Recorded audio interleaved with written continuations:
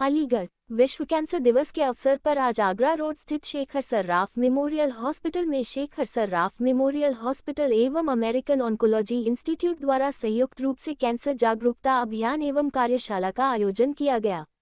कार्यक्रम का शुभारंभ मुख्य अतिथि अलीगढ़ विकास प्राधिकरण की सचिव दीपाली भार्गव, शेखर सर्राफ मेमोरियल हॉस्पिटल की चेयरपर्सन लाजेश कुमारी, प्रबंध निदेशक इंसुमित सर्राफ एवं अमेरिकन ऑन्कोलॉजी इंस्टीट्यूट के फैकल्टी डायरेक्टर जितेंद्र ठाकुर द्वारा संयुक्त रूप से दीप प्रज्वलित कर किया गया। बहुत लंबा नहीं है, परंतु वो यहाँ पे कैंसर ट्रीटमेंट ले रहे हैं और जैसा कि जो मंच पे आके बताया लोगों ने, उनके भी पर्सनल हमारे साथ में फीडबैक यही है कि कैंसर के जो पेशेंट हैं उनका ट्रीटमेंट यहाँ बहुत अच्छा हो रहा है। वो सभी लोग संतुष्ट भी हैं।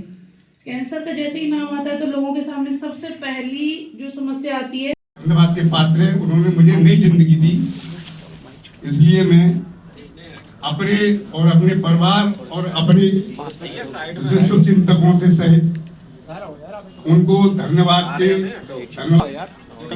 थोड़ी बहुत कमजोरी है वो भी मेरी खाने पीने से दूर हो जाएगी। कैंसर पेशेंट हैं वो डॉक्टर।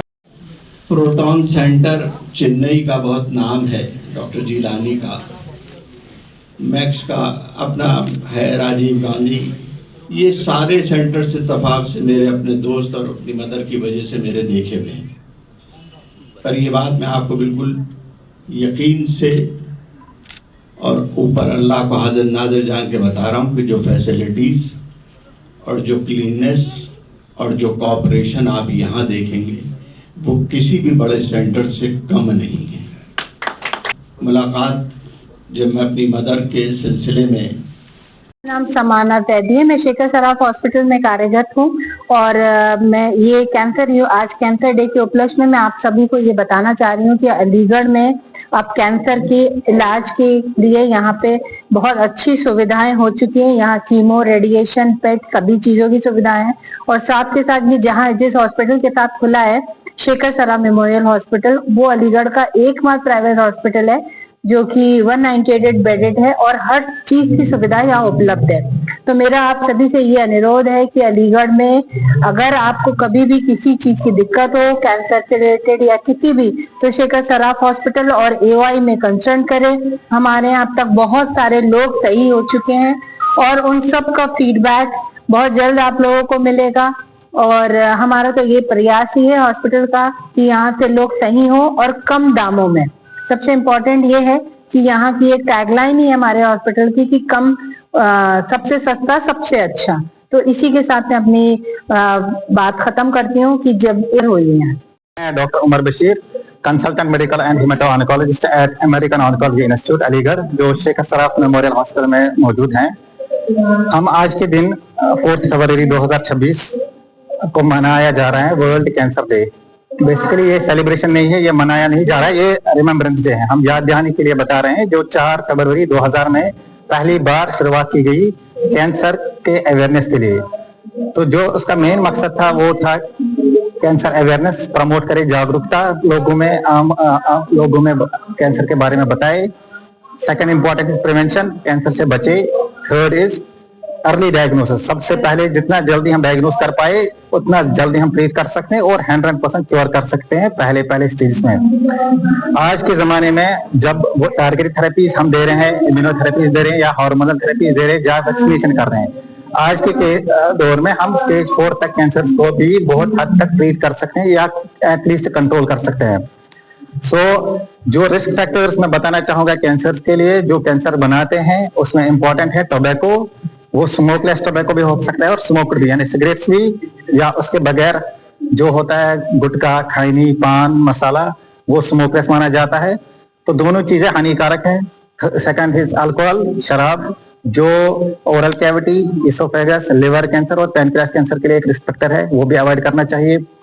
थर्ड इंपॉर्टेंस हमारे लिए फ्रेश फ्रूट्स एंड वेजिटेबल्स हमें खाने चाहिए जिनमें एंटीऑक्सीडेंट्स और मिनरल्स होते हैं। फोर्थ इज पोल्यूशन, स्पेशली आज के दिनों में जो स्मॉग कहलाता है, यानी स्मोक, धुआं प्लस फॉग, वो कॉम्बिनेशन स्मॉग कहलाता है, जो कि लंग कैंसर के लिए लंग्स के लिए हानिकारक है, लंग कैंसर के लिए एक रिस्क फैक्टर बनता है। फोर्थ इज ओबेसिटी, मोटापा एक रिस्क फैक्टर है कैंसर के लिए। मोटापा अवॉइड कैसे कर सकते हैं हम रेगुलर फिजिकल एक्सरसाइज करने चाहिए, हमें डाइट पे फोकस करना चाहिए, हमें योगा करना चाहिए, सुबह शाम एक्सरसाइज करनी चाहिए और जंक फूड्स अवॉइड करने चाहिए। काफी जी, क्या नाम है? नमस्ते, मैं डॉक्टर फारूक अनवर हूँ, consultant radiation oncology, American oncology institute Aligarh. मैं कैंसर की विशेषज्ञ हूँ और अमेरिकन ऑन्कोलॉजी इंस्टीट्यूट में रेडिएशन के मरीज जो होते हैं, जो मशीन द्वारा इलाज होता है, उसकी स्पेशलिस्ट हूँ और पेशेंट्स को रेडिएशन से ट्रीट करती हूँ। आज 4 फरवरी का दिन है, आज वर्ल्ड कैंसर डे है और हम लोग बेसिकली वर्ल्ड कैंसर डे मनाते हैं लोगों में एक अवेयरनेस के लिए। कैंसर इस वक्त सबसे तेजी से बढ़ता हुआ बीमारी है और इंडिया जो है इंडिया में एक ग्लोबल राइज हो चुका है कैंसर का, जो कि बहुत कॉमन हो गया है। तो एक अवेयरनेस देना कैंसर की, इसके लक्षण क्या हैं, इनसे कैसे इनसे बच सकते हैं, ट्रीटमेंट ऑप्शंस क्या क्या हैं, प्रिवेंशन के लिए हम क्या स्क्रीनिंग टेस्ट कर सकते हैं।